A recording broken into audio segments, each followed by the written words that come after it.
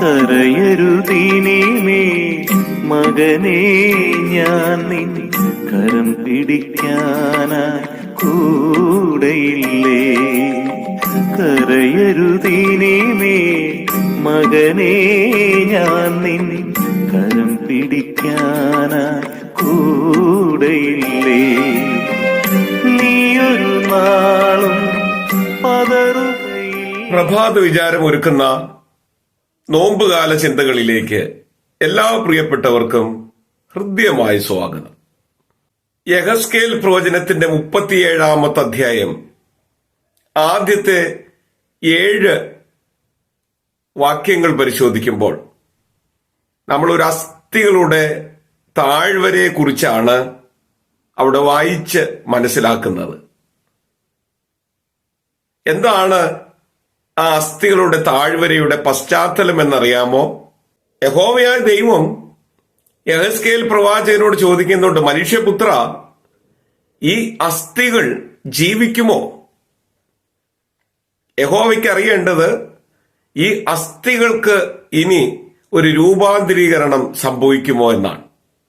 സ്നേഹമുള്ളവരെ, എന്താണ് ഈ അസ്ഥികൾ ഇവിടെ കുമിഞ്ഞുകൂടാനുള്ള കാരണം? എന്തുകൊണ്ടാണ് ഈ അസ്ഥികളോട് സംസാരിക്കുന്നത്? ബാബിലോൺ രാജാവായ നെബൂഖദ്നേസർ യഹൂദരെയെല്ലാം നാടുകടത്തിയതായിട്ട് യഹൂദ ചരിത്രത്തിൽ നാം വായിച്ച് മനസ്സിലാക്കുന്നുണ്ട്.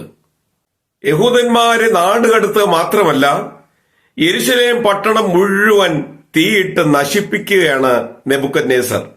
അവിടെ ഉണ്ടായിരുന്ന യഹൂദന്മാരെ എല്ലാം അടിമകളാക്കി അവൻ കൊണ്ടുപോവുകയാണ്.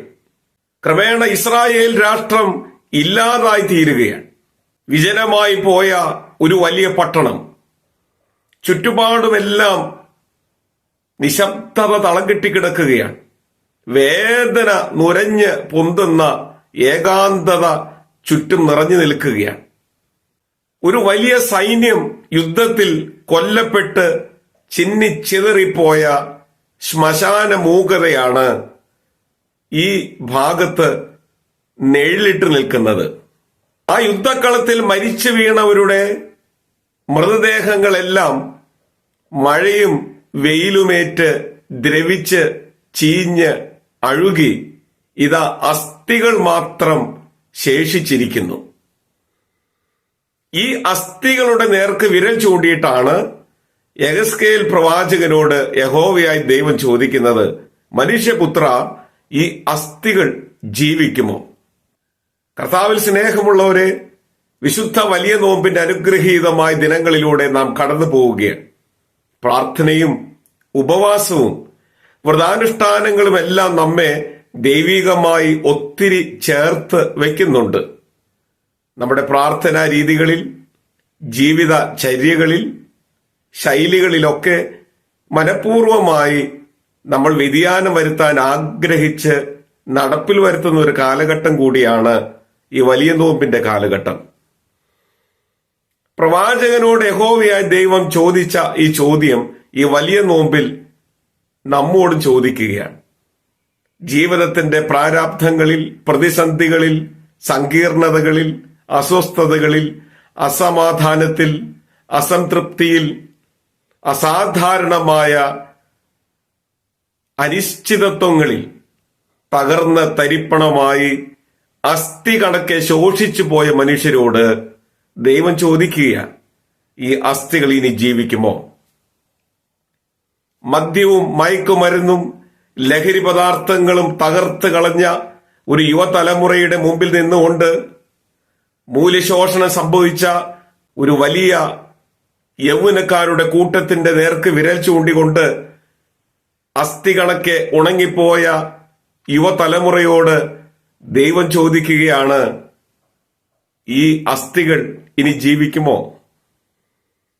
ഉത്തരം പറയേണ്ടത് നമ്മളാണ് പ്രിയപ്പെട്ടവരെ. വലിയ നോമ്പിന്റെ വിശുദ്ധിയിലെ കടന്നു പോകുമ്പോൾ ദൈവമേ, തകർന്നുപോയ, ശോഷിച്ചുപോയ, ദ്രവിച്ചുപോയ, ജീർണതയിലൂടെ കടന്നു പോകുന്ന ഈ അസ്ഥിക്കൂട്ടങ്ങൾ ജീവിക്കും.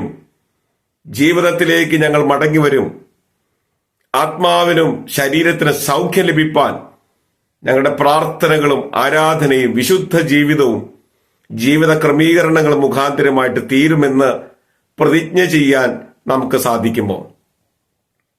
നമ്മുടെ ജീവിതങ്ങളെ ദൈവോന്മുഖമാക്കി തീർക്കാൻ, ദൈവത്തോട് നമ്മെ ചേർത്ത് വയ്ക്കാൻ നമുക്ക് കഴിയുന്നു എങ്കിൽ ഈ നോമ്പുകാലം അനുഗ്രഹകരമായിരിക്കും. അസ്ഥി കണക്കെ ക്ഷയിച്ചു പോയ, ജീർണിച്ചു പോയ ജീവിതത്തിന്റെ സാഹചര്യങ്ങളെ ഒന്ന് നവീകരിക്കാൻ, ഒന്ന് സജീവമാക്കി തീർക്കാൻ നമ്മുടെ പ്രാർത്ഥനയും നോമ്പ് അനുഷ്ഠാനങ്ങളുമെല്ലാം മുഖാന്തരമായി തീരണം. സർവോപരി ഈ നോമ്പിനെ സ്നേഹിക്കാൻ, ഇഷ്ടപ്പെടാൻ, നമ്മുടെ ഹൃദയത്തോട് ചേർത്ത് വയ്ക്കാൻ, നമ്മുടെ താല്പര്യങ്ങളെ ഒന്ന് ഉണർത്താൻ, ആത്മാവിനെ ഒന്ന് നവീകരിക്കാൻ ബോധപൂർവം നമുക്ക് ഈ നോമ്പുകാലത്തെ പ്രയോജനപ്പെടുത്താം. ദൈവം അതിന് നമുക്ക് ഭാഗ്യം നൽകട്ടെ എന്ന് പ്രാർത്ഥിക്കുന്നു. എല്ലാ പ്രിയപ്പെട്ടവർക്കും അനുഗ്രഹീതമായ ഒരു നോമ്പുകാലവും സന്തോഷവും സമാധാനവും നിറഞ്ഞ ഒരു നല്ല ദിനവും ആശംസിക്കുന്നു. ദൈവം നമ്മെ സഹായിക്കട്ടെ. കരയരുതീനീമേ മകനേ, ഞാൻ നിൻ കരം പിടിക്കാനായി കൂടെയില്ലേ. കരയരുതീനീമേ മകനേ, ഞാൻ നിൻ കരം പിടിക്കാനായി കൂടെയില്ലേ.